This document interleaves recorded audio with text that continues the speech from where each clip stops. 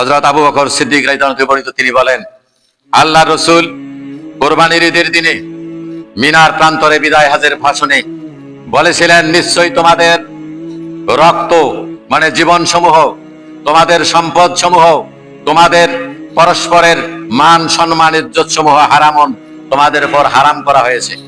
অর্থাৎ তোমরা কাউকে অন্যায় ভাবে হত্যা করবে না, কারো মাল অন্যায় ভাবে ভক্ষণ করবে না, কারো মাল অন্যায় ভাবে লুণ্ঠন করবে না, চুরি করবে না, ডাকাতি করবে না, অন্যায় ভাবে দুর্নীতির মাধ্যমে কারো মাল লুটিয়ে নেবে না। ওয়া ইরাদুকুম, এবং তোমরা পরস্পর পরস্পরকে সম্মান করবে, কেউ কাউকে অপমানিত করবে না। এটা তোমাদের জন্য কি করা হয়েছে? হারাম করা হয়েছে। কা হুরমাতি ইয়াউমিকুম হাযা, যেমন আজকের দিন তোমাদের জন্য কি করা হয়েছে? হারাম করা হয়েছে। অর্থাৎ কোরবানির দিনে রোজা রাখা হারাম, কি বলেন? ওই দিনে রক্তপাত করা হারাম, ওই দিনে কারো সঙ্গে ঝগড়া ফাসাদ করা হারাম। ওই রকম কোরবানির ঈদের দিনের মতো, ঈদুল আজহার দিনের মতো তোমাদের পরস্পরের জীবন, পরস্পরের মাল, পরস্পরের মান সম্মান তোমাদের জন্য কি করা হয়েছে? হারাম করা হয়েছে আজকের দিনের মতো। অতঃপর আল্লাহর নবী বললেন, ফি শাহরিকুম হাযা, এই মাসের মতো। এই মাস যেমন হারাম, 12টি মাস আল্লাহ পাক রব্বুল আলামিন দুনিয়া সৃষ্টি থেকে নিয়ে আজ পর্যন্ত 12টি মাস আমাদের জন্য গণনার জন্য নির্ধারণ করেছেন। তার মধ্যে 4টি মাসকে হারাম ঘোষণা করেছেন।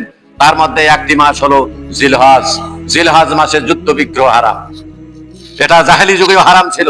আল্লাহর নবী তাই সেই মাসের কথা স্মরণ করে দিয়ে ওই আরাফাতের ময়দানে সমবেত 1,14,000 মুসাল্লিদের উদ্দেশ্যে বললেন, ফি শাহরিকুম হাযা, এই মাসের মতো এটা তোমাদের জন্য হারাম।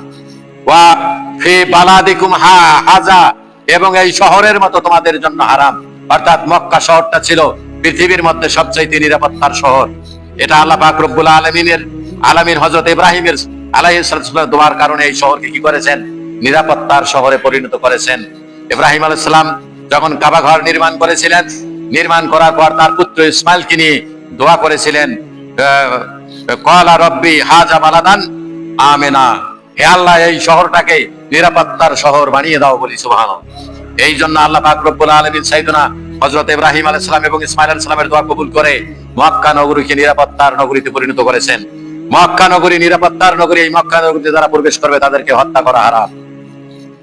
অতঃপর আল্লাহর নবী বললেন, আমি কি আমার দায়িত্ব তোমাদের মধ্যে সঠিকভাবে পৌঁছাইতে পেরেছি?